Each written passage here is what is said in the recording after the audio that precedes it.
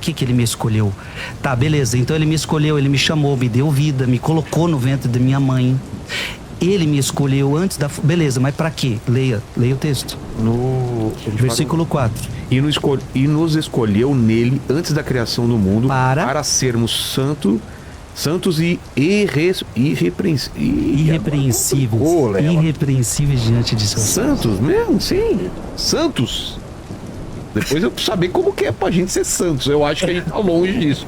Irrepreensíveis diante de seus olhos. Vilela, você foi escolhido em Jesus antes da criação do mundo.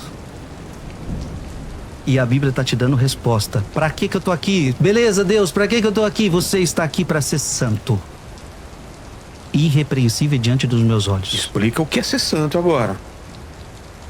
Porque pelo pouco que eu sei, a gente tá longe disso, Léo. Não tem a carteirinha, não.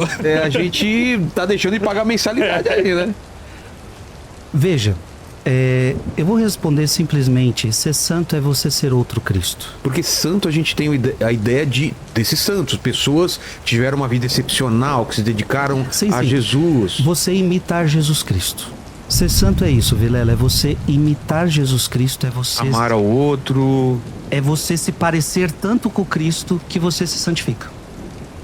Mas é impossível ser como Cristo. Olha... buscar... Não é bem assim. Não é bem assim. Porque, veja, se fosse algo impossível, por que ele pediria pra gente ser?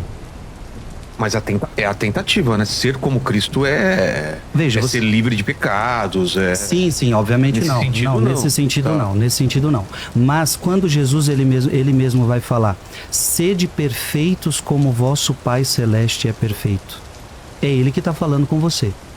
Ora, se ele está pedindo para você ser perfeito, ele está pedindo algo que é impossível de você fazer, entendeu? Então, assim, a santidade é esse processo onde você vai matando o seu homem velho que pecou em Adão, porque todos nós trazemos as más tendências de Adão. Então, ser santo é você renunciar a este homem velho, saber da nossa natureza, reconhecer que você é pecador, reconhecer que você é miserável, pedir perdão a ele e se achegando cada vez mais a Cristo e ir aderindo às virtudes dele, o modo de viver dele. Então, é duas coisas. Ao mesmo tempo que você abandona tudo que não condiz com ele, então isso é ser santo. Primeiro passo, eu tenho que renunciar a tudo que não condiz com Cristo. Tudo que não faz parte de Cristo eu tenho que tirar da minha vida. Tudo. Tudo que você faz, tudo que você fala, tudo que você vê, tudo que você assiste, o que não faz parte com Cristo, você tem que tirar da sua vida. Mas não é só tirar coisa ruim, é preciso colocar coisas boas. Então agora você coloca coisas boas: alegria, paz, unidade, bondade, amor, humildade. E aí você vai colocando os atributos de Cristo na sua vida. E assim você vai se santificar. Mas eu posso pensar que ser santo é a base para daí eu descobrir meu propósito. Por exemplo, o que eu faço aqui é o meu propósito ou não? O meu trabalho não é o meu propósito. Você entendeu? Seu trabalho, seu propósito é ser um frei, é servir a Cristo. Porque o meu, por exemplo, é divulgar de outra forma. De repente, se eu tentasse ser um padre, não seria meu propósito. Como que a gente descobre essa vocação? Sim. Não sei se é vocação ou propósito, ou se as duas coisas são a mesma coisa. O que nós precisamos entender é que o meu propósito maior é a santidade. Tá. Efésios capítulo 1, versículo 4. Independente do que eu vou fazer na vida. E nos escolheu nele antes da criação do mundo para sermos santos. Pronto, isso é pra mim. Tá escutando, Isso Léo? é pra você. E pro Léo.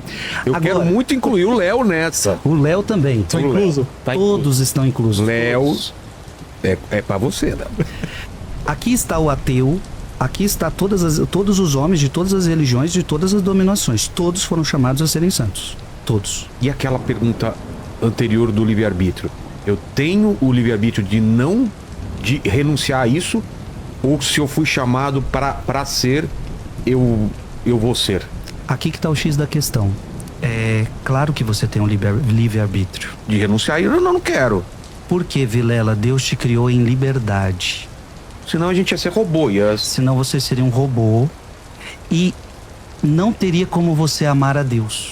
Se eu sou obrigado a amar Deus, qual é a vantagem o merecimento... Não tem merecimento. Não tem. Eu vejo pro meu filho. Meu filho, ele pode gostar de mim ou não gostar. Ele pode me obedecer ou pode não obedecer. E é legal quando ele escolhe me amar e me obedecer. Exatamente. Imagina se ele fosse obrigado. Ele não tem outra opção senão fazer exatamente o que eu faço. Esta escolha é um ato de amor. Essa escolha é um ato de amor.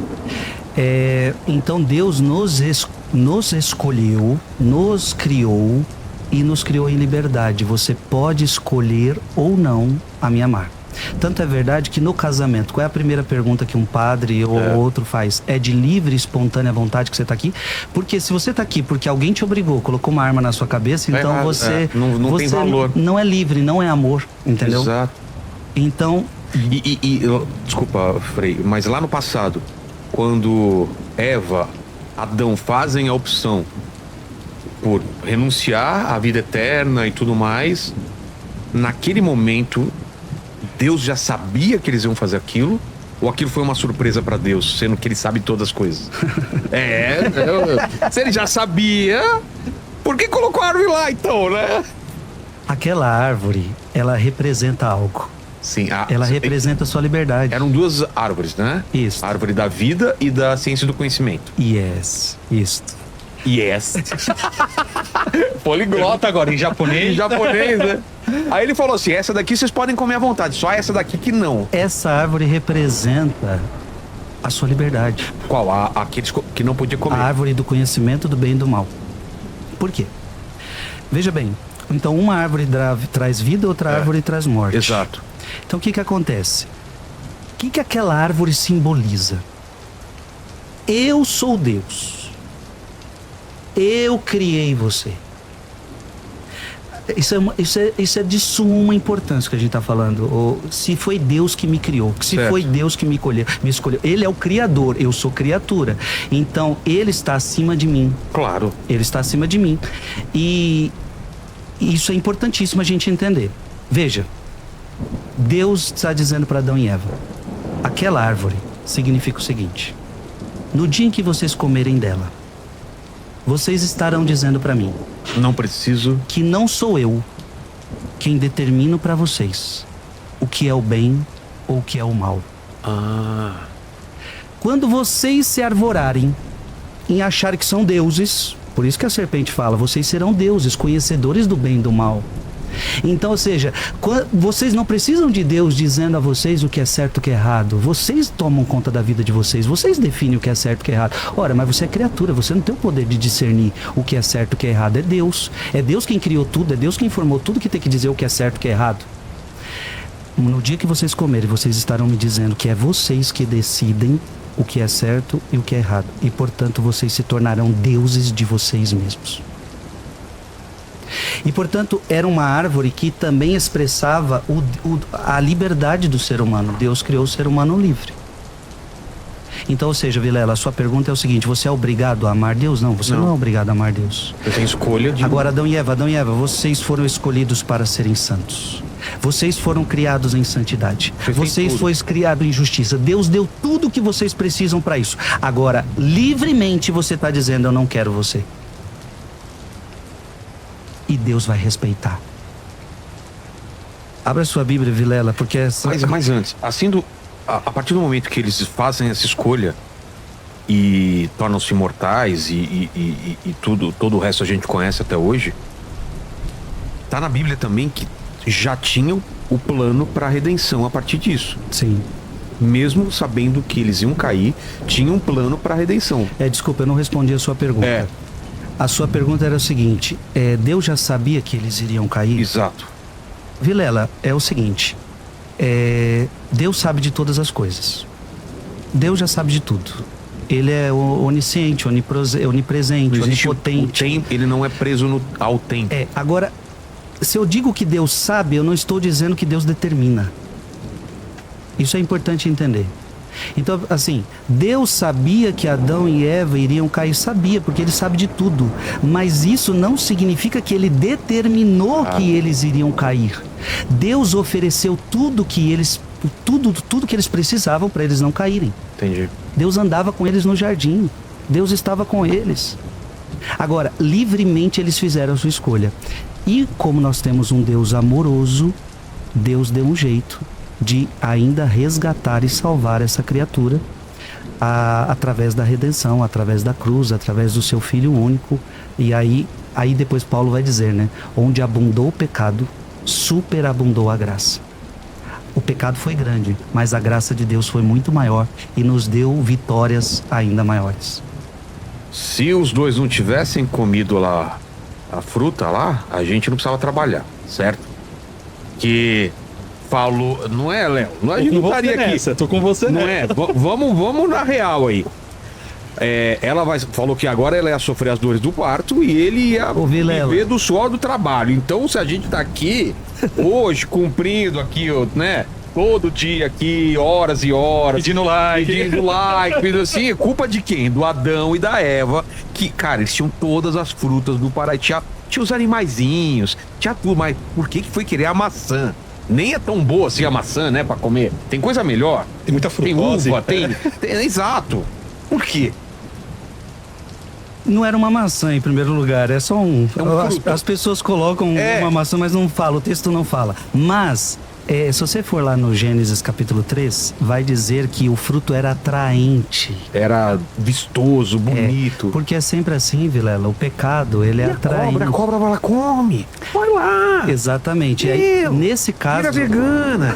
Que isso, carne faz mal, vamos lá. Nesse caso, nós temos um fator externo, que é o demônio que aparece provocando, tentando você a fazer o errado. Que é a mesma coisa que aconteceu no deserto com Jesus, quando ele... Exatamente. Se você é Deus mesmo, se joga daqui, os anjos vão te parar, ou então transforma essa pedra em comida, ou então... Jesus quis ser tão igual a nós que aceitou até ser tentado pelo diabo. Então assim,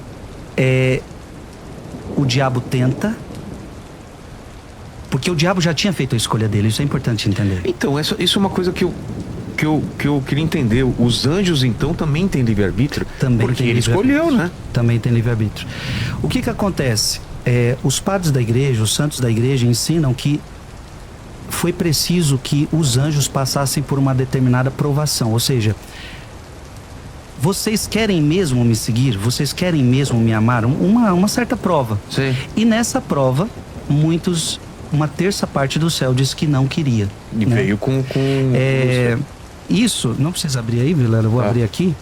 Apocalipse capítulo 12, versículo 7. Houve uma batalha no céu. Miguel e seus anjos tiveram de combater o dragão. O dragão e seus anjos travaram o combate, mas não prevaleceram e já não houve lugar no céu para eles. Porque eles negaram Deus. Certo. Eles não quiseram seguir Deus. E foi então precipitado o grande dragão. Quem é esse dragão? A primitiva serpente, chamada demônio e Satanás, o sedutor do mundo inteiro. O demônio é o sedutor do mundo inteiro. Foi precipitado, muitos acham que é no inferno, não. Foi precipitado na terra. E com ele os seus anjos. Então não foi pro inferno, ele ficou aqui. Tem o inferno foi criado a partir daqui. O inferno é o lugar dos demônios, mas onde os demônios gostam de estar é na terra, tentando a cada um de nós. E é o que o texto bíblico está dizendo, foi precipitado na terra. E se eu não é deixando ninguém com medo, mas no versículo 12 diz assim: por isso alegrai-vos céus e todos os que aí habitais, mas ó terra e mar, cuidado, porque o demônio desceu para vós, cheio de grande ira, sabendo que pouco tempo lhe resta. Ou seja, ele tá brabo, porque ele sabe o final dele, e ele quer, nesse pouco tempo, que pra ele é pouco tempo, né? Pra gente pode ser gerações, ele quer levar o máximo de alma com ele. Exatamente. Ele já sabe... Leozito, por exemplo, agora aqui, é tentado toda semana, todo dia. Vem cá, Léo. Ô, Léo. Vídeo, WhatsApp. Léo. Mas é por aí. Abre aqui ele usa de tudo. Entra nesse OnlyFans aqui. Não é nada. Ele usa de tudo. Ele usa de tudo. Então o demônio já sabe que é um derrotado. E ele agora... E o detalhe que a Bíblia está dizendo é que ele sabe que pouco tempo lhe resta. Então, para nós, parece que a volta de Cristo demora muito, aquela coisa toda, mas para Deus não tem tempo. O demônio não sabe também quando vai ser a segunda vinda de Cristo. Não sabe. Ele só sabe que pouco tempo lhe resta. A Bíblia diz que o demônio não tem acesso a esse conhecimento. Então, o demônio está aí. Agora, liberdade, Vilela. Deus não tira sua liberdade. Você faz sua escolha. Naquela hora que eu pedi da Bíblia, eu ia abrir para você Apocalipse 3, versículo 20. Putz, Apocalipse é o que eu mais li na minha vida foi Apocalipse. Eu fico assustado com as coisas lá. Esse versículo vai falar para você da liberdade que Deus respeita. Apocalipse 3,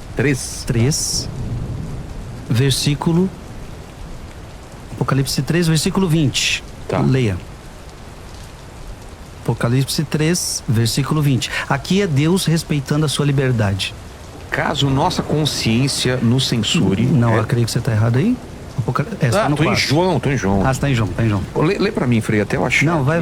Página 1559. Sim. 1559. Isso, tá. 3:20. Vamos lá.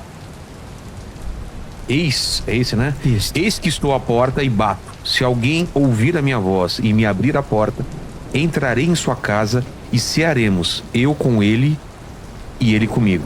Isso aqui é Jesus falando. Então, eis que estou à porta e bato. Eu bato na sua porta, Vilela, mas respeito a sua liberdade, se você quer ou não abrir a porta pra mim. Sabe quem é assim também?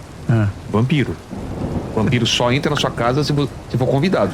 Então, sim, se alguém aí, algum vampiro bater na sua porta, não deixa entrar. E até tirar aqueles tapetes de bem-vindo que tem na porta, porque eu vi em filme que eles entram por aquilo. Que ali é um convite. É um convite. Mas Jesus, de uma forma metafórica, não é só a porta, é o teu espírito, é você se abrir a ele. É ele que está falando para você. Se eu estou à tua porta, a porta do teu coração, eu bato na tua porta e eu entro. Se você abrir, eu entro. Se você não abrir, eu não entro. No teu caso, através do seu padrasto, através da tua mãe, através de várias coisas que foram... Ele não tenta só uma vez, né? Ele vai dando vários sinais. Aí você falou uma coisa muito importante. A forma que Deus tenta são diversas. Para cada pessoa. Para Paulo, apóstolo. Pode ser um desconhecido na rua falando alguma coisa. Pode. Para Saulo, no caminho de Damasco, Jesus apareceu para ele. E ele era perseguidor de católicos. Então, para cada um, Deus vai vir através de um jeito, mas que ele bate na porta de todo mundo. De todo mundo mesmo? A pessoa que é ateia... De todo mundo. Tem um movimento de impedir, inclusive, de falar isso dentro de uma igreja, porque o Estado não é laico. Mas também muita gente fala, dentro da igreja não pode ter preconceito, você não pode dizer que não pode isso ou aquilo. Ou até vou mais longe, até um tópico mais problemático também, imagino. Não sei se você quer abordar isso, mas casamento homoafetivo. A igreja tem que permitir o casamento homoafetivo, a igreja católica ou a igreja protestante, seja lá. Qual é a tua opinião sobre isso? Então, não é... Veja... Qual é a posição do Papa? Não é nem a opinião... Uma coisa que tem que mudar, Vilela, não é a opinião de Frei Gilson. Tá. Não é a opinião de Papa. É a verdade. Qual é a verdade que a igreja defende? Então a igreja entende que tem uma verdade envolvida aí. Qual é a verdade que a igreja defende? E ela não pode abrir mão. Vem a padres, saem padres, vem bispos e morrem bispos, vem papa, morre papa, e a igreja não pode renunciar a uma verdade. A verdade das Escrituras, a verdade de Jesus Cristo. Então assim, eu vou responder a primeira pergunta, que você fez duas em uma. Eu vejo algo muito perigoso acontecendo. De interferência? De interferência do Estado dentro das igrejas, por exemplo. Onde você não pode falar determinadas coisas dentro de uma igreja. Já está acontecendo isso? Já acontece. Eu tenho muitos seguidores no meu YouTube. Eu faço lives constantes. E determinadas coisas eu 4 horas da manhã, Frei. 4 horas da manhã, Frei. Podemos falar sobre isso depois. Vamos falar sobre isso. Isso não é horário. Isso não é horário, Frei. 4 horas da manhã. Depois eu te explico, eu te explico. Ô Vilela, tem coisas que eu já sei que eu não posso falar no meu canal do YouTube. Você tem que tomar cuidado, tem que mudar a palavra, papapá. O YouTube mesmo pode derrubar o vídeo. Senão o YouTube diz que aquele assunto é ofensivo. Desde quando, Vilela, eu falar da palavra de Deus é ofensivo? Veja, a gente acabou de ler uma lista de pecados. Para o mundo de hoje isso é uma ofensa. Ler o que a Bíblia fala como pecados. Só que veja, isso é para quem crê em Jesus, quem quer seguir Jesus. Você não quer seguir Jesus? Então Jesus está dizendo que esse é o caminho dele. Isso é ofensa? Dizer a verdade para alguém virou ofensa, ô Vilela. Então esse é o mundo que a gente vive. Dizer a verdade para alguém virou ofensa. Então eu acho muito perigoso quando nos proíbem de falar nas redes sociais, ou falar dentro das igrejas, ou falar em qualquer lugar que seja. Temos que lutar sim pela liberdade de expressão. E aqui, parabenizar você porque você é um desses combatentes. O seu programa é um dos programas que lutam pela liberdade de expressão. Sim, com certeza. Isso é importantíssimo. Veja, muitos cristãos acham que isso é um assunto só para políticos. É. Não. Isto interfere, afeta diretamente a evangelização. Se nós não lutarmos por uma liberdade de expressão, eu também vou me calar. Né? E é próprio de quem... Esse negócio de calar o outro é próprio de quem quer ter uma única voz. Então eu quero ter uma única voz, eu tenho que barrar as outras que são conflitantes, né? Ok, vou para a sua segunda pergunta. Casamento homoafetivo. Veja, Vilela, qual é a verdade que a Igreja Católica precisa defender? Então não é a minha opinião. Não é a opinião do Papa. O Papa tem que estar subordinado à Bíblia. O Papa tem que estar subordinado à verdade. O Frei Gilson, que diz que segue Cristo, tem que estar subordinado a Cristo, tem que estar subordinado à verdade. Eu queria que você pegasse aquele livrão amarelo e você... Qual parte? E você mesmo vai ler. Você pode abrir aí no... Deixa me ver aqui. Vamos ver. Abra no... Olha só, o Frei já estava preparado que eu ia perguntar isso, já até separou já o... Eu Imaginou. Imaginei que podia vir perguntas, né? É. 23:57. Tá. Você que tem o Catecismo da Igreja Católica, 23:57. A homossexualidade designa as relações entre homens e mulheres que sentem atração sexual exclusiva ou predominante por pessoas do mesmo sexo. A igreja está reconhecendo, dizendo que é a homossexualidade. A homossexualidade tem se revestido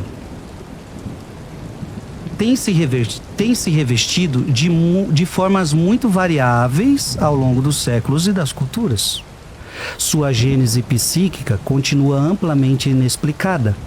Olha lá, a própria igreja reconhece. Tem muitas coisas que continuam inexplicadas para nós. Apoiando-se, olha que bonito, Vilela, apoiando-se na Sagrada Escritura, que é a base da igreja, que os apresenta como depravações graves. Então a Bíblia diz que é uma depravação grave. E não fui eu que criei isso, não fui eu que escrevi. É a palavra de Deus, aquilo que a gente começou lá no programa. Uma palavra escrita por Deus e não por homens. Ok? Onde é que está escrito na Bíblia que é uma depravação grave? Aí tá simples, está lá em Romanos, que o próprio Catecismo cita.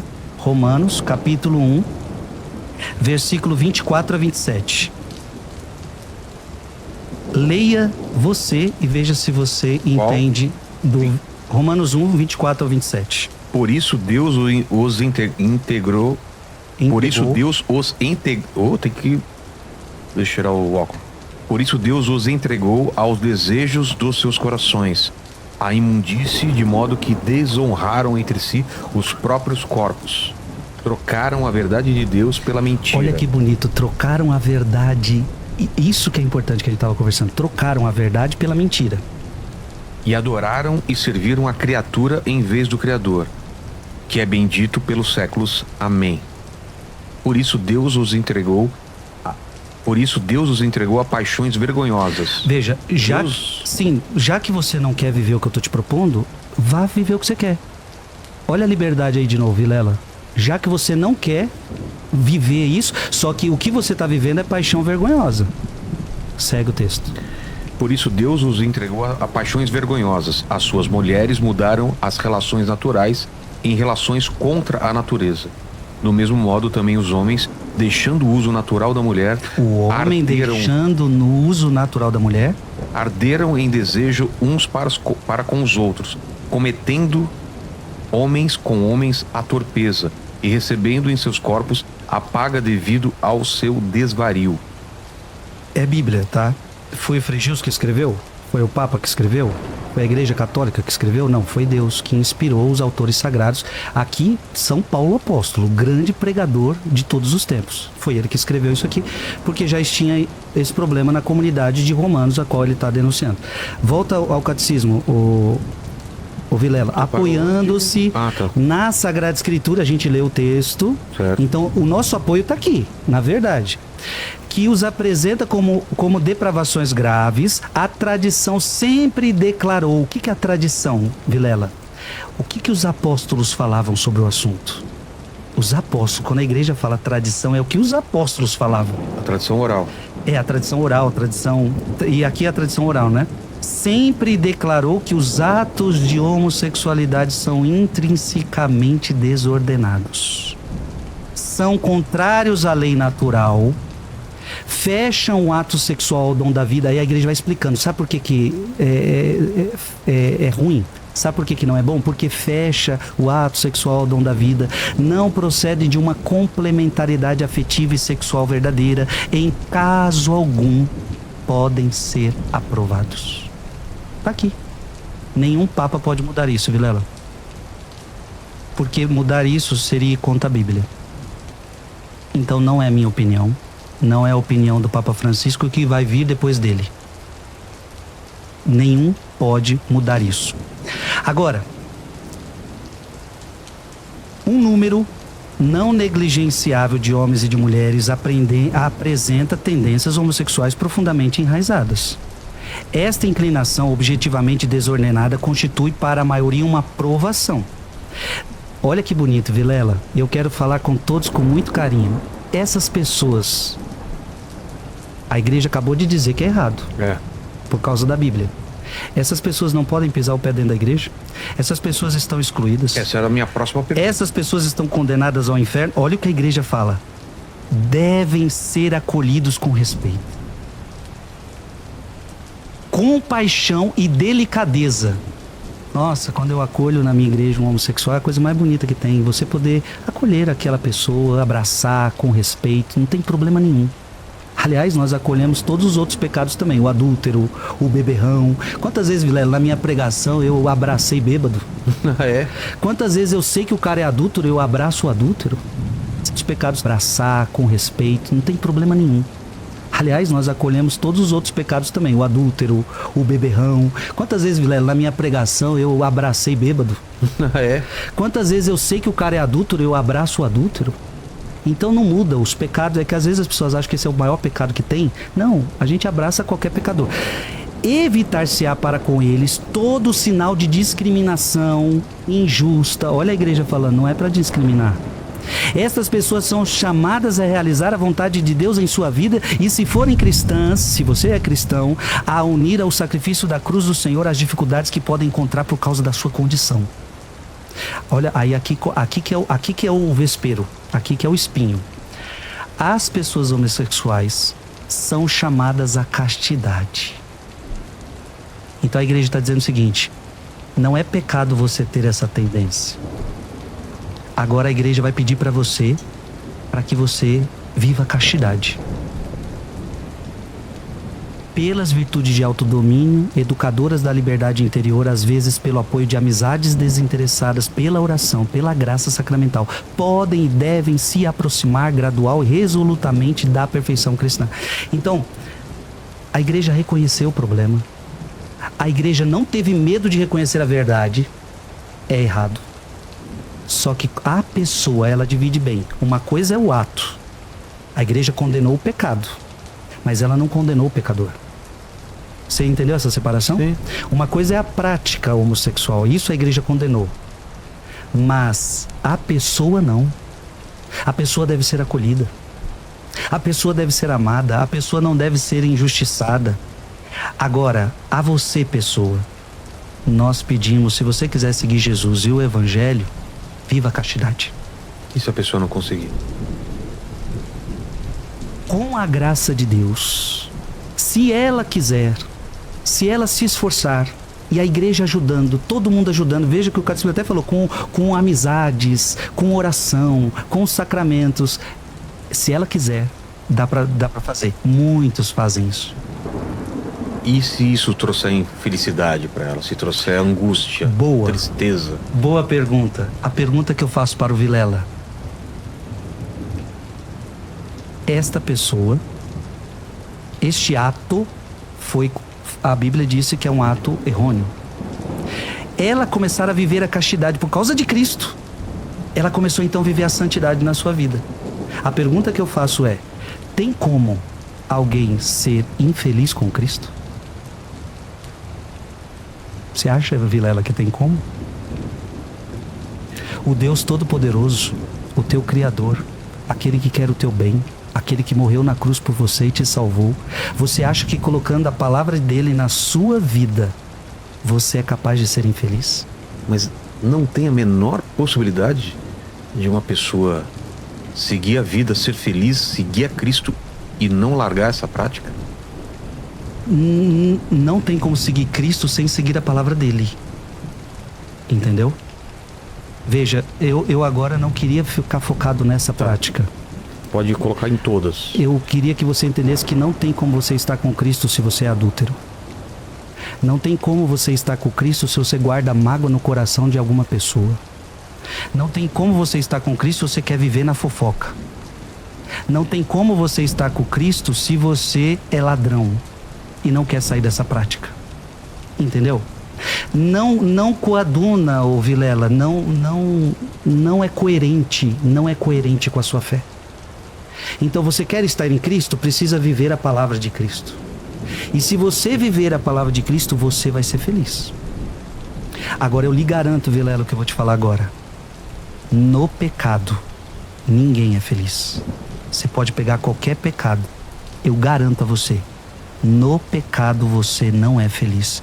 Você tem alegria passageira, você tem prazer passageiro, aquilo vai acabar e você vai ficar vazio. Porque só tem uma coisa que é capaz de preencher o teu coração, é a verdade. E a verdade é Cristo. Não tem outro caminho.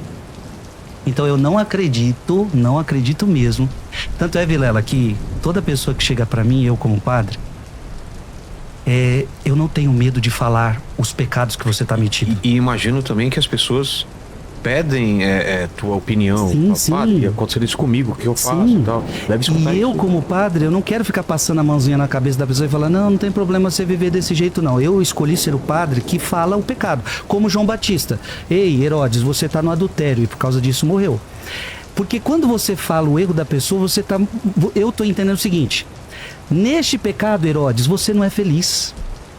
Você está traindo sua esposa, você está traindo seu casamento. Venha, seja casto, viva o teu casamento e você vai ser mais feliz.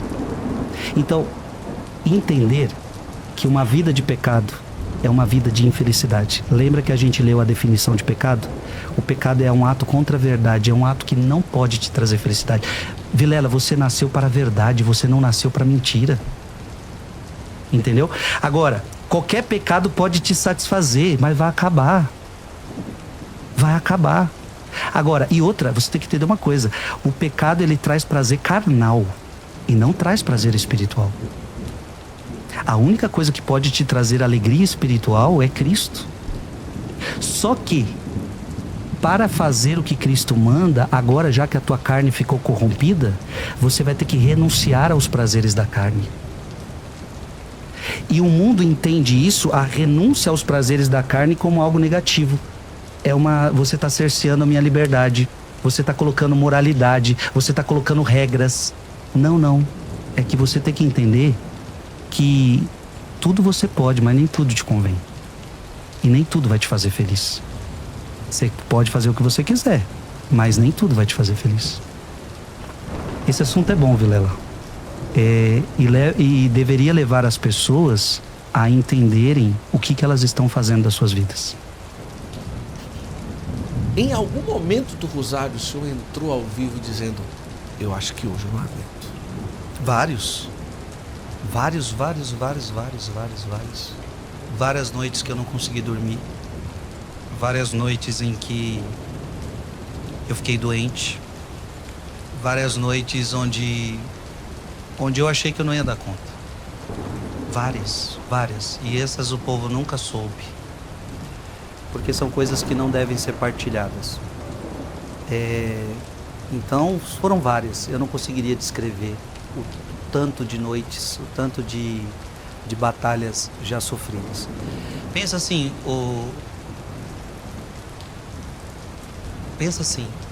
eu estou num rosário com mais de 300 mil pessoas. Sim. E isso, Guto, são almas. Sim. Almas que estão se convertendo, almas que estão se salvando, almas que estão se arrependendo. Você imagina o que isso causa no mundo espiritual e o tanto que o diabo quer destruir essa obra. Então, o diabo sempre soube dessa tática, tem que destruir sempre o líder. É mais fácil você destruir o líder de qualquer obra, de qualquer projeto. Então, obviamente, sobre a minha pessoa, tem os meus combates em todos os níveis para que esta obra não vá para frente. Mas, obviamente, Deus é muito maior que o diabo, que qualquer situação nesse sentido. Mas Deus permite que eu viva os combates. Porque, veja, se nós formos lá em Mateus, lá no início de Mateus, se eu não me engano, no capítulo 4, nós vamos ver Jesus sendo tentado pelo diabo. Deus se permitiu isto, para mostrar que na nossa vida nós também seremos tentados, nós também seremos provados e que essa tentação e essa provação são importantes para a nossa fé. Então, Guto, num ministério tão grande, num apostolado tão gigantesco desse, que eu perco a noção de quantas pessoas são atingidas, da importância disso, obviamente Deus permitirá que eu sofra muitas batalhas. Você já pensou alguma vez em dar um tempo, uma parada, dizer, olha, sabe uma coisa, vou tirar um ano sabático, vou parar um pouco, colocar uns freios para fazer no meu lugar? Alguma vez já passou? Por desânimo, não. Certo. Então, até o momento, eu não tive aquele desânimo de estar desanimado da minha fé, da minha vocação e, portanto, pensando em desistir. Não. Até o momento, não tive esta situação. Mas essa de tirar um ano é um desejo do meu coração há anos. Eu tenho um sonho de que Deus me permita um dia ficar um ano sem dar uma única aparição nas redes sociais. Ou talvez que seja um ano que eu apareça só nas quaresmas. Então eu vou aparecer 80 dias no ano. Esse é um desejo que eu tenho, de viver um ano sabático nesse sentido. Na minha opinião, eu não precisaria estar ruim para que isso acontecesse. Porque a maioria dos padres, geralmente se ele vai para um ano é porque chega a um limite. Ele já está no seu limite e aquela coisa toda. Eu, se possível, eu não precisava ser o meu limite. Eu queria que fosse um ano só para Deus, sabe? Um ano onde eu me afastaria da multidão e só me concentraria em Jesus. Eu anseio por isto. Mas sinto que Deus não me deu essa permissão ainda. Só para você ter noção, coloquei isso já em sério para o ano que vem já. Para o ano 2026, mas eu sinto que Deus não me permite isso ainda. Então eu não posso também fazer a minha vontade, porque é um desejo meu e mas não pode ser uma vontade minha, entendeu? Porque se for uma vontade minha, não vai causar os frutos necessários. Então, por desânimo, nunca até o momento. Mas a vontade de dar um ano para Deus, ela existe. O senhor deve escutar muitos testemunhos. Isso aí é coisa grande, muita coisa que aparece, não é? Mas se o senhor pudesse pontuar uns 2 ou 3 que o senhor escutou e disse, não, peraí, meu Deus do céu, eu não acredito. Não é que eu não acredito, né? Desculpa, eu estou dizendo que o Frei não acredita, Deus me livre, né? Tudo, né? Mas eu não imaginaria isso. Você vai ler. Olha só. Lê esse daqui. Tem uns que eu já li em outras lives, outros podcasts, então lê o do meio aqui. O do meio? Olá, Frei. Lígia Marques. Comecei em 2023 a fazer o rosário. Foram muitas graças alcançadas. Lembro bem como se fosse hoje, a angústia tomava conta do meu ser. Meu irmão havia uns 2 meses que estava passando por problema de saúde e no sábado de carnaval começou o nosso desespero. Ele foi internado com várias suspeitas, mas depois de fazer a ressonância ele foi diagnosticado com metástase. Metástase. 2 médicos deram esse diagnóstico. E na consulta com a pneumologista foi identificado vários nódulos no peito, no pulmão e em outros lugares. Metástase. Mas eu havia começado o rosário e eu clamava pela cura dele de joelhos, chorando. E quando fazíamos a oração... Você imagina, eu tô lá naquela madrugada, tem essa mulher chorando, pedindo essa graça. E isso é o que acontece com milhares de pessoas. Aí ela tá lá. Então eu tô lá no rosário, ninguém tá vendo as minhas lágrimas. Mas atrás das câmeras tem uma multidão que tá em lágrimas, fazendo os seus pedidos para o Deus que ela tá vendo naquele altar. E ela acredita naquilo.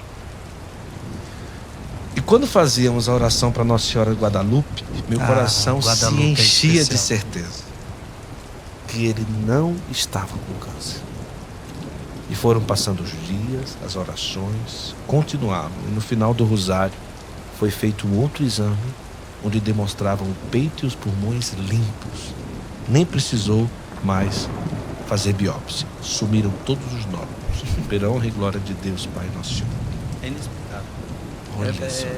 E aqui tem vários, né? Que o senhor trouxe. Tem vários. Se o senhor pudesse escolher um para o senhor relatar aqui, não. Esse daqui, se você me pede para falar, esse eu já lembro na hora. Não, então, eu sou muito esquecido. Tem coisas que eu esqueço fácil. Por exemplo, uma confissão. Se você confessar comigo, eu não vou lembrar dos teus pecados. Eu não lembro dos teus pecados. Outra coisa... Pode formar uma fila aí. Não, brincadeira! Jamais. Brincadeira. Mas geralmente isso acontece com todos os padres, né? Sim, a gente sim. esquece dos pecados das pessoas. As pessoas acham que a gente lembra. Não. Agora, outra coisa que eu esqueço, Guto, é testemunho, porque é tanto testemunho. Graças a Deus. É tanto. No nosso aplicativo, como esse daí, deve ter registrado mais de 10 mil testemunhos. Fora o que o senhor escuta em aeroporto. Então. Rua, e é praticamente as mesmas coisas, no sentido de que é uma cura física, é um milagre, é a conversão de alguém. Então os testemunhos sempre são os mesmos, em tese. Só que muda a história, muda a pessoa. Ontem eu estava no podcast dos Freis, pode vir de ver. O testemunho que lemos lá, eu tinha recebido anteontem. De uma mulher. Foi lindo o testemunho, foi longo, foi de 5 páginas. E lá eu tinha tempo, falei, vai ler esse testemunho. Eu recebi anteontem. A coisa mais linda do mundo. Entendeu? Então, se você falar o testemunho que está mais fresco é o dessa mulher que eu vi ontem. Onde ela não podia ter filho de jeito nenhum, um monte de complicação.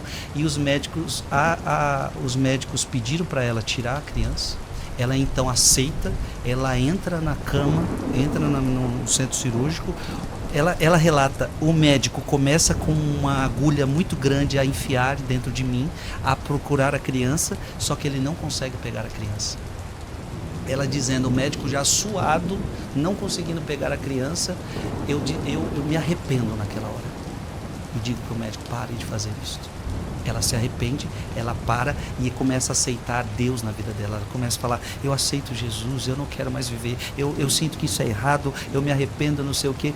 Guto, essa mulher que não podia ter filhos, o testemunho de ontem foi relatado isso, ela teve, se não me engano, 2 filhos excelentes, assim, um testemunho incrível. Então, eu ouço testemunhos assim como esse que você leu agora e tantos outros todos os dias que a gente não dá conta de ler. Quando eu abro testemunhos, sem brincadeira, hoje eu não consigo mais ler o tanto. Então eu tenho que passar por uma outra pessoa que ela vai ler tudo. Sim. E para mim vai chegar já selecionado alguns. E eu não consigo mais ler tudo. É tanto testemunho. Então eu digo para quem está assistindo, quer ver milagre, acorde de madrugada, reze o rosário e verás muitos milagres. Versículo 9.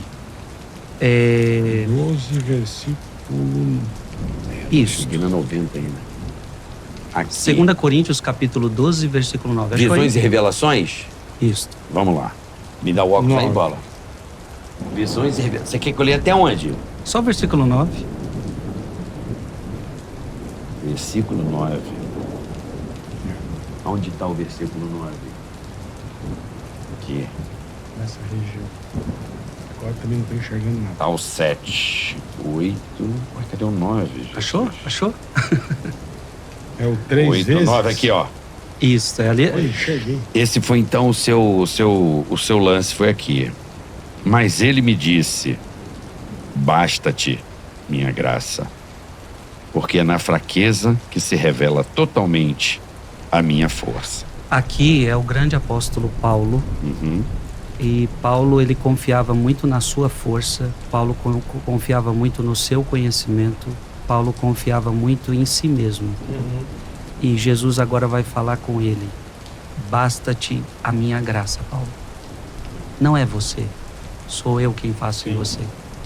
Então esse é o meu lema sacerdotal. Essa passagem é o meu lema sacerdotal. Legal. Então basta-te a minha graça, porque é na fraqueza que se revela totalmente a minha força.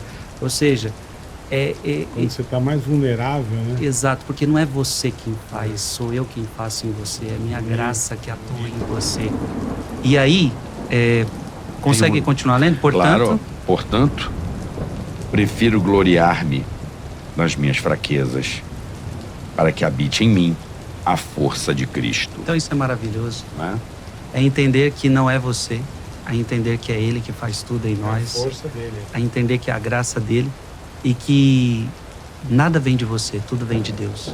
Então tudo isso que nós estamos conversando, tudo é Deus, tudo é graça dele. Então Paulo vai entender isso na vida dele, um grande homem, inteligente, muito inteligente, mas aí Deus falando para ele: não é você, sou eu. Agora uma pro bola aí. Bonito. Uma Olha, bola bonitinho.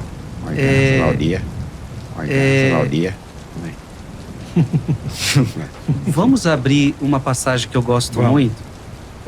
João capítulo 3, Página que é, Frei? página 1387. 1387.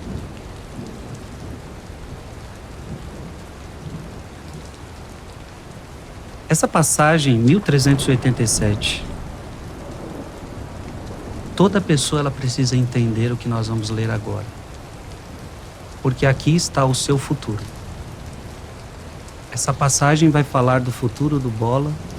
Essa passagem vai falar do futuro do Carioca, que depende de vocês. Uhum. Fácil achar a página. Enviado, já achei, bola, tá aqui, ó. Tá fácil. 1387. Pronto. Tá, onde tá Isso, aí? 1387. Ah, Aí, capítulo 3, versículo 16 a 18. A gente vai lendo aos poucos. capítulo Já tá aqui, bola, não tá 16. Isso. Capítulo 3, versículo 16. Com efeito Com aqui? efeito, Com efeito, isso. de tal modo, Deus amou o mundo, que lhe deu seu Filho único. Preste atenção, eu vou parando vocês, tá? Tá. Veja, com efeito de tal modo, Deus amou o mundo. Isso é lindo, Deus amou a gente. Deus amou o mundo. E qual é a prova que Ele amou o mundo? É que Ele deu. O seu filho único. Ele deu o seu Filho único. Você não merecia, mas Ele te deu o Filho único dele. Para quê? Vai, bola, pra? Para que todo o que nele crer não pereça, mas tenha a vida eterna. Olha que lindo. Para que todo que nele crer não pereça. Então veja, Deus deu para você, Deus deu para nós o seu Filho único, para que todo que nele crer não pereça, mas tenha a vida eterna. Então, ou seja, o desejo de Deus para mim e para você é que você tenha a vida eterna. O desejo de Deus é que você vá para o céu. Só que tem um detalhe, isso que vai dizer Santo Agostinho. Deus não precisou de você para criar você. Não precisou de você. Simplesmente você veio ao mundo porque Deus quis. Ele não te perguntou se você queria vir ao mundo ou não. Deus não precisa de você para criar você, mas Deus precisa de você para salvar você. É verdade. Porque se você não quiser ser salvo, você não vai ser Não salvo. vai. Tá. Se você não crer nele, você não recebe salvação. Quer ver? Continua lendo o texto. Vai bom. Versículo 17. 17. Pois Deus não enviou o Filho ao mundo para condená-lo, mas para que o mundo seja salvo por ele. Então, uma coisa importante. Para que Deus enviou Jesus? Para enviar as pessoas para o inferno? Para condenar as pessoas? Não. Deus não enviou Jesus para que o mundo se perdesse. Deus enviou Jesus para que as pessoas fossem salvas. Bonito isso. Então, ou seja, esse negócio que Deus quer mandar alguém para o inferno, isso não existe. Mas a pessoa mesmo, ela vai sozinha, né? Você quer ir para o inferno. E por que a pessoa quer ir pro inferno? Não, eu não sou, meu irmão. Eu tenho maior proteção aqui, tá tudo certo. Porque tem uma coisa que te leva, é isso que eu quero, a gente pode chegar nisso. O que Tô te evangelizando. leva para o inferno? O que te leva para o O que inferno? te leva pro inferno? Você que tá assistindo Exato. Presta aí. atenção. O que te leva pro inferno? O que te leva para o inferno? São as suas escolhas. Vamos chegar lá. Sim, sim. Vamos lá. Mas olha aí a palavra que vai dizer agora no versículo 18. Quem nele crê não é condenado, Pronto. Se você crê em Jesus, você não é condenado. Sim. mas quem não crê já está condenado. Já está. Já está. Você não quer seguir Jesus? Você não quer seguir a palavra de Jesus? Uhum. Você já está. E por que já está? Porque não tem outro caminho para chegar ao céu que não seja Ele. Tá, Não tem outro caminho. tá legal. Já está condenado porque não crê no nome do Filho único de Deus. Você está entendendo? Então, ou seja, agora, importante, o que é crer? Boa. Porque está falando que quem crer nele é salvo. Quem Eu não crer acredito muito no sentimento. Eu acho que é um despertar pessoal. Por mais que, por exemplo, a minha mãe me conduziu até a igreja por muitas vezes, e em vários momentos lá dentro, eu lembro, minha mãe lembra disso, eu acho. Eu sempre fui muito entregue, então eu sentia muito, né? Mas eu acho que é um despertar. A crença vem, eu acho, até pela sua experiência, eu acredito que ela venha pela ausência, pela busca, e algo acontece em que é uma energia, um encher, um inflar dos peitos, um ar diferente, um brilho nos olhos, uma coisa que você fala assim, o que é isso? Né? Uma mágica que acontece, é Mas muito doido fé, isso. uma coisa importante, Carioca, fé não é sentimento. Se fé fosse sentimento, sentimento vai e vem. Seria muito Tá. inconsistente. Tá. Não, tô falando o despertar. Sim, Para sim. quê? Sim.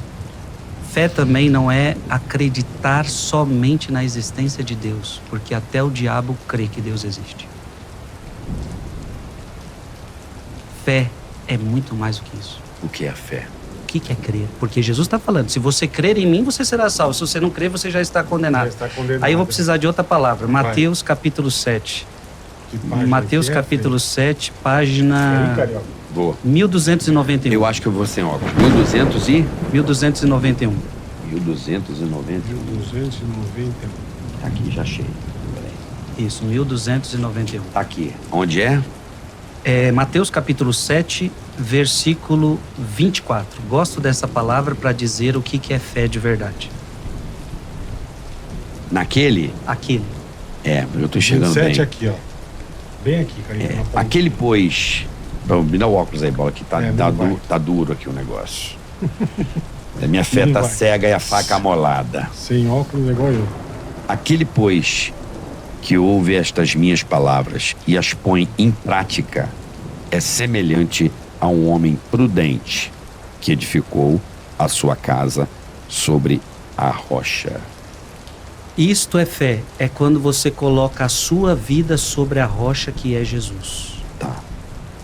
Então fé é o que você... Não, eu não gosto de café, não tomo café. Caramba, eu todo crente que ele ia. Não me dá um, então. Pediu a E os cor. outros três, seus amigos? Eles gostam? Aí é com eles lá, não sei. Gosta lá, pode dar pro babudo lá, o Frei Barbudo. Frei Barba. Frei Barba.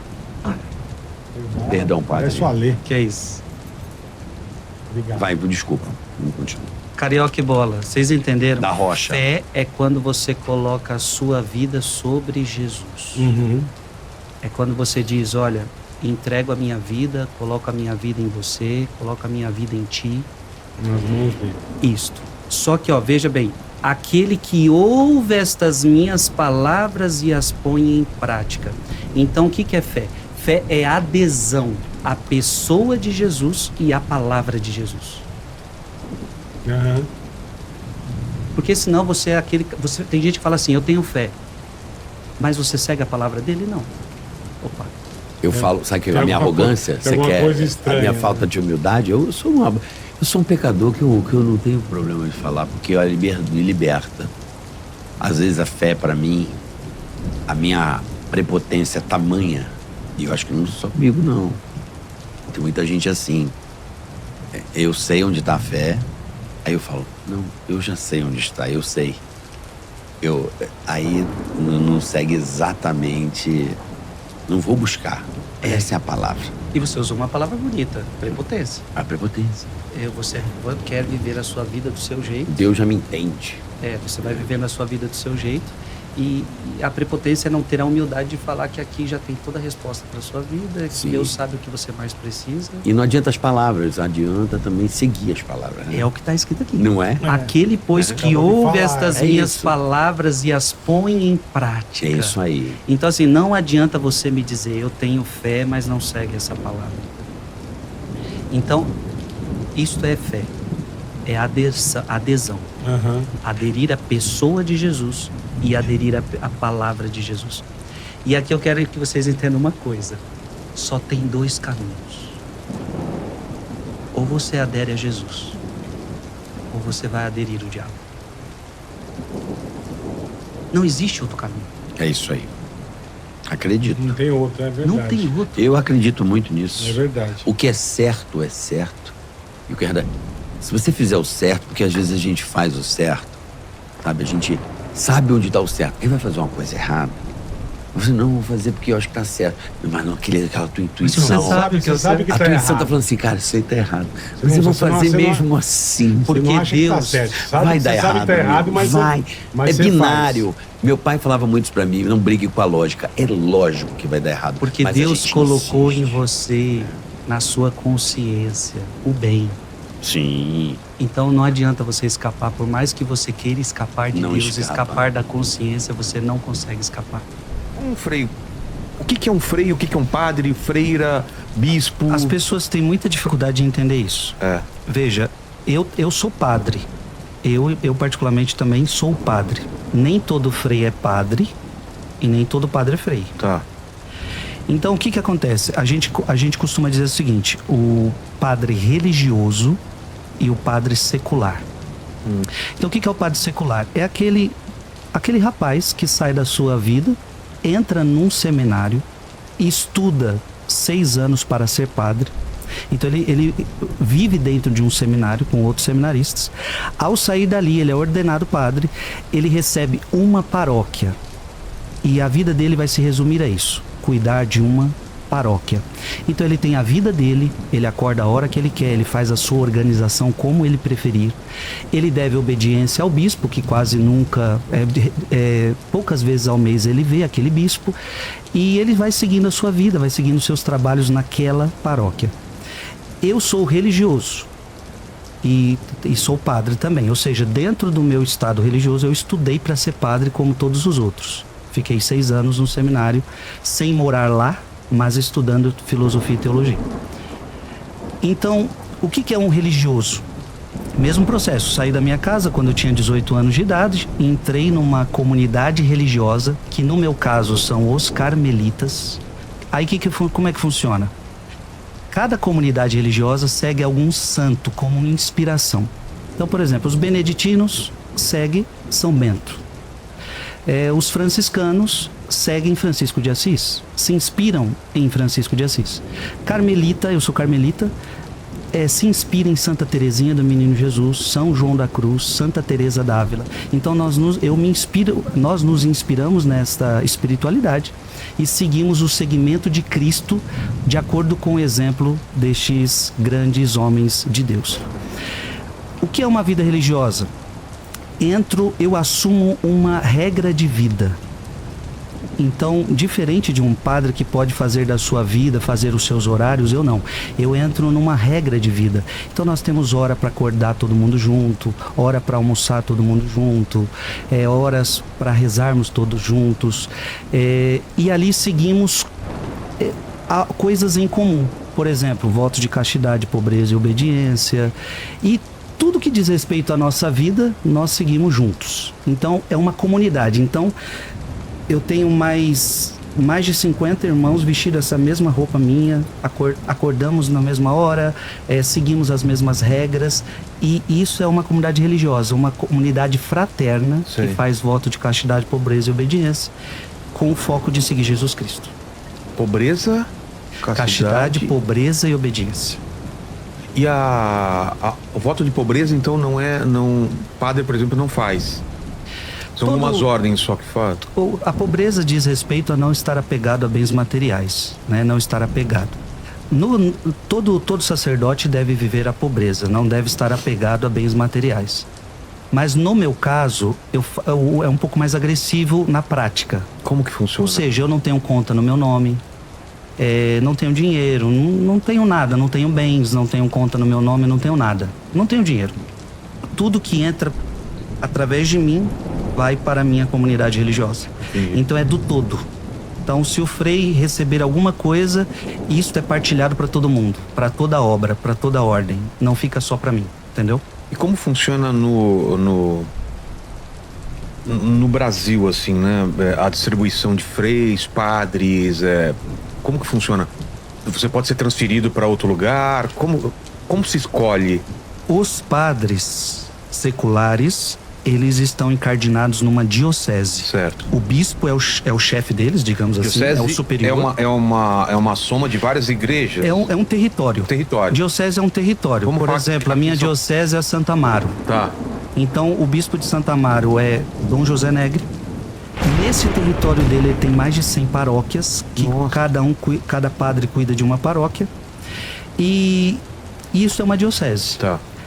O bispo, ele pode ir trocando os padres de lugar. Geralmente 7, 8 anos ele procura trocar os sacerdotes. Então você que está aqui, vamos para lá, vamos mudar um pouco. Então o bispo vai trocando os sacerdotes à medida que surge um problema ou à medida que ele quiser, isso varia. No meu caso, que sou religioso, eu tenho um superior além do bispo. Claro que o bispo sempre é o nosso superior máximo, mas também na ordem religiosa eu tenho um superior de todos os freis. E no que diz respeito aos frades, é esse superior que vai ter mais voz de dizer para onde que eu vou ser transferido ou não. E o bispo, na maioria das vezes, vai acatando. Entendi. Claro que ele também pode sugerir, claro que ele pode determinar, mas geralmente ele deixa a critério do superior. Eu, por exemplo, fiquei cuidando de uma paróquia 9 anos, e aí meu superior do meu instituto viu por bem de eu deixar essa paróquia e seguir minha missão pelo Brasil e mundo afora.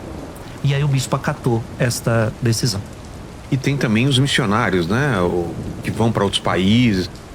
Eu não sei se ainda é comum isso, mas eu morei em São Bernardo até os 17 anos, sempre era algum padre com sotaque que veio de fora. Isso era muito comum, né? Sim. Jesus pediu pra gente ir para todo mundo evangelizar. Então é comum que pessoas de outros países venham para o Brasil e pessoas do Brasil vá para outros países. Então isso é normal. Ah, daqui também vai? Daqui vai. A gente tem, nós freis carmelitas, eu sou carmelita, mensageiros do Espírito Santo. Esse é o nome da minha ordem. Nós temos casa na França e na Itália. Ou seja, entendemos que um dia a Itália e a França nos deu a fé, mas hoje a Itália e a França estão precisando da fé. Então nós fomos lá como missionários. Nós temos que aprender a falar o italiano, aprender a falar o francês. Nós temos que entrar na cultura deles para tentar evangelizá-los. Poxa. E da mesma forma, o meu bispo é italiano. Então ele saiu da Itália para evangelizar o Brasil. Então acontece essa troca.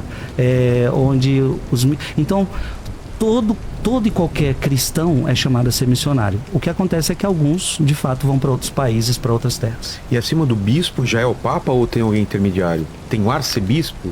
Funciona assim, na Igreja Católica você tem 3 hierarquias: diácono, diácono, sacerdote e bispo. O papa, por exemplo, é o bispo de Roma. Ele não deixa de ser um bispo. Ele não deixa de ser um bispo. Então essas são as 3 hierarquias da Igreja Católica. Eu sou sacerdote.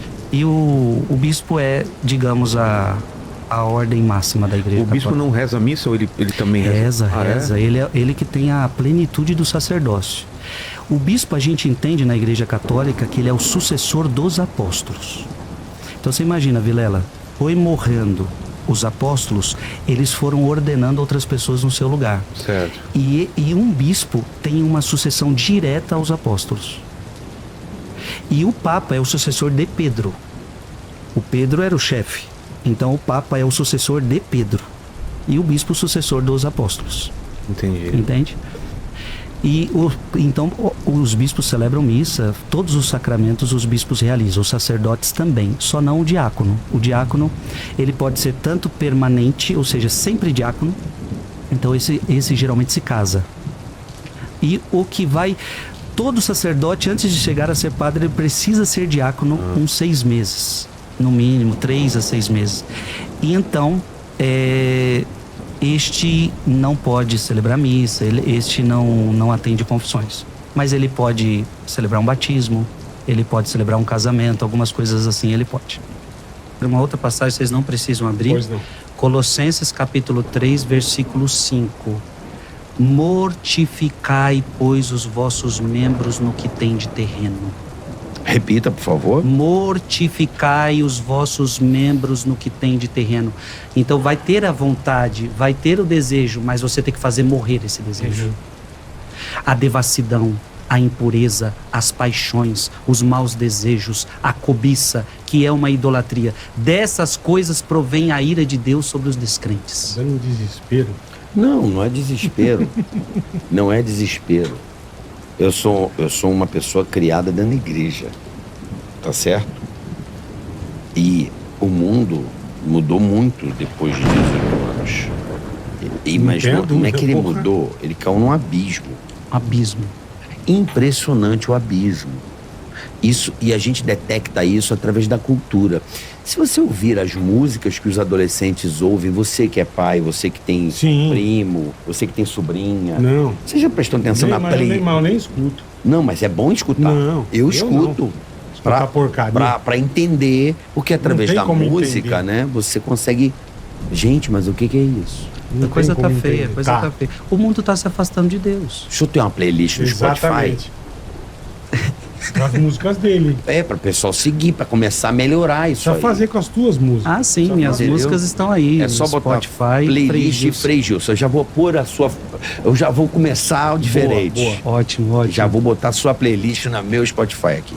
Agora a pessoa que escutar, ela vai se conectar com Deus, vai se. É isso. Isso, sem dúvida. Eu tenho uma pergunta, Frei. Diga. Minha sogra tá aqui, ela é sua fã demais. E ela acorda às 4 da manhã. Por que esse horário, Frei? Tem uma explicação lógica? Tem uma explicação. Né, Sidoca? Cadê a Sidoca? Até saiu. Foi fazer um xixi. A explicação, Mas ela levanta às 4 da manhã para orar com ele. Minha mãe falou que não consegue. Levanta direto. Em Lucas capítulo 6, versículo 12, diz assim: naqueles dias, Jesus retirou-se a uma montanha para rezar. Jesus. Perfeito. Uma montanha para rezar. E passou aí toda a noite orando a Deus. Tá. Então era costume Jesus rezar de madrugada. Esse horário. É o horário que ninguém vai te... Entendi. Atrapalhar. Ninguém vai mandar zap. Não vai chegar demanda nenhuma. Perfeito. Esse horário é um horário privilegiado de se conectar com Deus. Ao mesmo tempo, Bola, é um horário de sacrifício. Porque para você rezar na madrugada, você teve que renunciar ao seu sono. Sim. Então Deus fez esse pedido para mim, entendeu? Que de legal. rezar às 4 horas da manhã durante o período da quaresma. Perfeito. E aí eu obedeci a Deus e achei que só eu ia. Você tá louco. Não, eu achei Tanto que de só eu gente iria fez. acordar para rezar às 4. Quando eu fui vendo que impressionante. muita gente começou a acompanhar, na última Impressionante. rezamos com mais de 700 mil pessoas. Caramba. Ao vivo. Que coisa Aliás, boa. eu já faço convite para todo mundo que está assistindo aqui. Boa. De 5 de março, Tá. agora, a 20 de abril, nós vamos fazer 40 dias acordando às 4 horas da manhã. Vai ser um movimento nesse Brasil e Com a fora quaresma, do Brasil. né? A quaresma. Vai ser um Caramba, movimento assim legal. que vai despertar Então, muita de gente. 5 de março. De 5 de março a 20 de abril. Perfeito. 5 de março a A 20 de abril. Quaresma. Às Às 4 da manhã, oração. Sempre às 4 da manhã. Aliás, no seu Instagram, aliás, se vocês quiserem ir rezar comigo ao vivo, estão Que convidadíssimos. legal. onde? Eu acho que eu consigo. Você sai do negócio e vai. Já sai, já pega, já vai direto. Meio cambaleando. Você me deixou mal. Eu te deixei mal? Não mal comigo, não mal, Isso é ótimo. não comigo. Mas Isso A palavra, ótimo. a, Olha o palavra, desespero. a palavra de Deus te deixou pensativo. claro. Exatamente. Claro. Exatamente. Olha o que diz Hebreus capítulo 4, Vai. versículo de 12 a 13. Porque a palavra de Deus é viva. Eu não estou falando de uma palavra morta aqui. Não. Enquanto eu estou falando, isso. Deus está agindo aqui em você, em quem Claro, está assistindo em acredito casa. muito. Não tenha dúvida. Porque a palavra de Deus é viva, eficaz, mais penetrante do que uma espada de 2 gumes. E atinge até dividir a alma do corpo. Deus está dividindo muita coisa aqui. Ou nem fala. A alma do corpo. E das juntas e medulas. Olha isso. Discerne os pensamentos. Deus, com a palavra, está mostrando tudo que é errado nos seus pensamentos. Posso trocar isso por videogame? Discerne os pensamentos e intenções do coração. A palavra está discernindo tudo que você faz de errado, tudo que você faz de certo. Nenhuma criatura lhe é invisível. Você até queria às vezes ficar invisível diante dessa palavra, mas não consegue. Tudo é nu e descoberto aos olhos daquele a quem havemos de prestar contas. Aqui, carioca, é uma coisa importante. Todo mundo vai ter que prestar conta. Não tenha dúvida. E aí você tem que entender uma coisa. Tudo que eu faço, eu terei que prestar conta. Agora, prestar conta de coisas boas que eu faço, isso vai ser maravilhoso. Fiz isso de bom. Agora, tudo que você fez de mal, você vai ter que prestar contas. Mas, Frei, de onde você tira isso? Eu tiro também da palavra de Deus. Olha o que diz essa palavra em 2 Coríntios 5:10. Porque teremos de comparecer diante do tribunal de Cristo. Ali cada um receberá o que mereceu. Deus não vai ser injusto com você. Você só vai ganhar o que você mereceu. Tá bom. Conforme o bem ou o mal que tiver feito, enquanto estava no corpo. Então, enquanto você estava em vida, Encarnado. enquanto você tem vida, você vai ter que prestar conta de cada ato que Do você bem faz. e do mal. Do bem e do mal. Porque você que faz as suas escolhas. Se você quer fazer a coisa certa ou se você quer fazer a coisa errada. E o que é o bem e o que é o mal? É Deus quem define o que é o bem e o que é o mal, não Sim. eu e não é você. Imagina se você pudesse definir o que é o certo e o que é errado. Você vira o seu Deus. E cada um faria as coisas que acha certo. Esse foi o pecado de Adão e Eva, viu? Quando o diabo chega para Adão e Eva falando assim, se você comer daquele fruto, você vai se tornar Deus. Vocês se tornarão deuses. Conhecedores do bem e do mal. Era como se o diabo estivesse falando assim, é Deus quem define para vocês o que é certo e o que é errado. Não. Se vocês comerem, Você vai ter esse poder. você vai ter o poder de decidir o que é certo e o que é errado. Só que aí você virou o seu Deus. Só que você não é Deus. Quem pode dizer o que é certo e o que é errado é só Deus. Que é a libertinagem. E por isso que a verdade não é relativa. Porque senão fica muito relativo. Então Claro. a sua verdade é uma verdade, a minha verdade minha é outra é outra. verdade. Não, a gente não. fica querendo mudar a Constituição toda hora, né? Emenda Mudar parlamentar a na Bíblia. Constituição, Né? É isso mesmo. Sou pecador. Emenda na Bíblia tem É como só acontecer? você, tá bom. Abra aí sua Bíblia no último livro da Bíblia. Na última Apocalipse. página. Última página. Apocalipse, óculos, bola. Por favor, ele não trouxe o meu. Apocalipse. O meu é crise de ótica. Porque você sabe? falou uma coisa importante. Emenda na Bíblia, é possível? Aonde aqui? Última página. Aqui? Não, aí vamos pra Eu tô na última. É a última do... As últimas. A última do sei. Da Bíblia. Sem seus. É 22. Apocalipse 22. Aqui. Última palavra. Essa aqui é primordial. Jesus está na transfiguração. Aparece Moisés e Elias. Moisés representando a lei, Elias representando os profetas. Aparece Jesus lá no monte, outra vez no monte. Jesus se transfigura. Abra aí sua Bíblia, Vilela. Lucas, capítulo 9. Lucas, capítulo 9.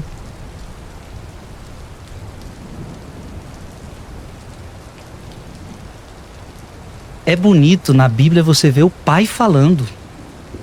Porque na maioria das vezes, aqui principalmente no Antigo Testamento, no Novo Testamento, é Jesus falando. Mas tem horas na Bíblia que é Deus Pai falando. E agora é uma passagem que eu vou te mostrar Deus Pai falando. Então vamos lá. Lucas 9, 35. Lucas 9, 35. Então da nuvem saiu uma voz. Então Jesus estava lá, uma nuvem o cobriu e da nuvem saiu uma voz que era a voz do Pai. Esse é o meu filho muito amado. Ouviu. Vilela, olha o único pedido do Pai. Esse que está diante de vocês é meu filho, muito amado. Eu dei ele para vocês. Ouçam. Só peço uma coisa: ouçam. Ouçam. Não naquilo que você quer, naquilo que você precisa escutar. Porque tem hora que ele vai falar que Deus é amor, que vai ter citações, né? Eu não te condeno, vá em paz. Essa é bonita. Mas vai ter horas que ele vai falar que a porta é estreita. Vai ter horas que ele vai falar para você perdoar 70 vezes 7. Larga tudo e me segue. Vai ter horas que ele vai falar: negue-se a si mesmo, tome a sua cruz e siga-me. Ouçam. Vai ter horas que ele vai dizer que aquele que ama pai e mãe mais do que a mim não é digno de mim. Ouçam. Vai ter horas que ele vai falar de inferno. Ouçam. Você entendeu que o pai podia ter falado muitas coisas. A única coisa que o pai escolhe para falar é: declara o seu amor, ele é meu filho amado. Escuta ele. E aí esse podcast inteiro foi dando uma aula de que para escutar Deus eu preciso silenciar. Pegar essa palavra e deixar Deus falar comigo. Vilela, estou feliz de estar aqui. E eu creio que a gente chegou ao final de uma grande meditação histórica. Eu acho que nunca vi algo assim falando tanto sobre silêncio, o silêncio de Deus, e com tanta palavra de Deus assim. Eu tenho certeza que é de muita edificação para muita gente. Tem gente que vai voltar, tem gente 10 anos no futuro, esse vídeo agora. Meu Deus! Já pensou nisso? Verdade. 10, 20 anos no futuro. Com mais tecnologia, com mais confusão. A gente tá em holografia já. E se o silêncio hoje já é uma loucura, imagine daqui a 10, 20 anos. Vão olhar para esse podcast e falar... Por isso que você fala, né? Terráqueos. Exatamente. Peraí, vamos ver o que o pessoal tem de dúvida aí, né? E agradecer demais esse programa abençoado e histórico, eu acho. Porque ele responde muito das perguntas que a gente tinha, que eu tinha, né? Sim. Nossa, incrível. Manda, Lene. O Defs tá perguntando aqui o seguinte: Frei, o senhor colocará o terço da misericórdia no seu canal? Seria muito bom. Não. O terço da misericórdia, não. Mas eu tenho rezado o rosário, que é o terço de Nossa Senhora, né? São 4 terços. E rezo ele todas as sextas-feiras, às 4 horas da manhã. Então todo mundo que quiser rezar comigo, na minha rede social, Frei Gilson / Som do Monte, na sexta-feira também pela TV Canção Nova, nós rezamos o rosário, das 4 horas da manhã às 6 horas da manhã. Quem quiser se aventurar, venha. Na sexta-feira a gente tem média de mais de 150 mil pessoas. De 150 mil a 200 mil pessoas rezam conosco toda sexta. E do dia 5 de março a 20 de abril, aí é a loucura por Deus. Nós vamos viver 40 dias acordando às 4 horas da manhã para rezar, para escutar a voz de Deus. E o tanto que Deus fala com a gente é incrível. Porque nós vamos ler a Bíblia, vamos ver os ensinamentos da igreja, e é extraordinário. A última vez que o Vilela, inclusive, foram mais de 700 mil pessoas rezando, e foi a coisa mais linda. Foi incrível. Se mudou minha vida, pode ter mudado a vida de muita gente, né? Sem dúvida. Manda, Lene. O Michel Chagas, ele tá falando aqui o seguinte: Deus me apresentou o Frei com a mensagem impactante de Fátima. Poucos padres falam sobre o anticristo, a marca da besta. Gostaria de saber o que o Frei acredita sobre as 2 testemunhas de Apocalipse, que são Enoque e Elias. Olha, sobre Enoque e Elias, eu não tenho nada a dizer. Veja, eu como católico, eu só vou falar o que a minha igreja católica fala, tá? Então, por exemplo, se a minha igreja católica ainda não se manifestou, nunca falou nada a esse respeito, então eu não vou emitir algo que a minha igreja ainda não se pronunciou, tá? Agora, falar sobre o anticristo não tem nada de novo nisso, isso é Bíblia, tá? Por exemplo, se eu abrir aqui, estou aqui em 1 João, capítulo 2, versículo 18. Filhinhos, esta é a última hora, vós ouvistes dizer que o anticristo vem e que já há muitos anticristos, por isso conhecemos que essa é a última hora. Eles saíram dentre nós, mas não eram dos nossos. Então assim, a Bíblia não é só esta passagem, tem várias passagens que se fala do anticristo. Então quando alguém vê o Frei falando de anticristo, é simplesmente uma verdade bíblica que nós não podemos ignorá-la. O anticristo vem. Isso está não só nessa passagem, mas está em outras, que não é o nosso estudo aqui hoje, né? Mas que é bíblica. Então, provavelmente, se ele me escutou, eu simplesmente estava pregando uma verdade da Sagrada Escritura. O Henrique está perguntando aqui, Frei, a bênção, vai ter rosário na quaresma? Sim, ele falou. Vai. Do dia 5 de março a 20 de abril, de segunda a sábado, 4 horas da manhã, todo mundo é convidado a estar presente. Tem gente que tá falando aí, mas como é que acorda às 4? É só acordar, meu filho. Aí... Como é que acorda? Ué, como é que você acorda? Como que você acorda às 7? É porque tem gente que desespera, né? Acho que não vai dar conta, mas é normal. É normal. Eu mesmo tinha muita dificuldade de acordar, eu achei que eu não seria capaz, mas Deus me pediu esse sacrifício. Aí que eu comecei a perceber que se Deus está me pedindo, porque Deus não pede para todos, nem todo mundo que está me assistindo aqui, Deus está pedindo para você. Às vezes a pessoa não dá conta mesmo, não faz parte da vida dela, mas se Deus está cutucando seu coração, nossa, meu coração está ardendo para eu acordar essas 4 horas da manhã com esse povão todo. Se Deus está te tocando, então Ele vai te dar a graça para você cumprir esses 40 dias. Agora, Frei, teve um comentário curioso aqui. Na verdade são 2 comentários, né? O Gabriel Hernandes, ele mandou aqui, Frei, se puder orar pelo Tiba Camargo, ele teve um acidente, um traumatismo e está em cirurgia. Isso foi no começo da live. E agora no finalzinho da live, o Michel mandou uma mensagem: Deus abençoe Frei Gilson em Vilela, a cirurgia do Tiba correu bem, Deus cure o Tiba, obrigado pela live. Não foi nem preciso o Frei orar, né? Porque sim, o Tiba é um grande amigo nosso, é um grande evangelizador católico. O Tiba e a Deia, aliás, aproveito então esse podcast para mandar um abraço para eles. Eu fiquei sabendo, creio que hoje eu fiquei sabendo disso, já me coloquei em oração. Hoje a minha missa que eu celebrei por eles, não sabia muito o que estava acontecendo, mas rezei por eles, foi um acidente, parece-me que aconteceu. E que bom aí receber notícias suas. Muita gente já se mobilizou na internet, isso é muito bonito, né? Ver quando acontece uma coisa grave com um irmão que tem se dedicado à evangelização, todo mundo se unir para rezar. Então mando aqui meu abraço para o Tiba, para a Deia, para os seus filhos, e creio que muita gente se mobilizou para orar, e a minha missa de hoje foi nessa intenção, e vamos continuar rezando. A Camila Santana, ela perguntou o seguinte: queria te perguntar se em algum momento o senhor já teve alguma experiência de sonhar com Deus e Nossa Senhora, ou qualquer outra experiência sobrenatural, fora a Santa Missa.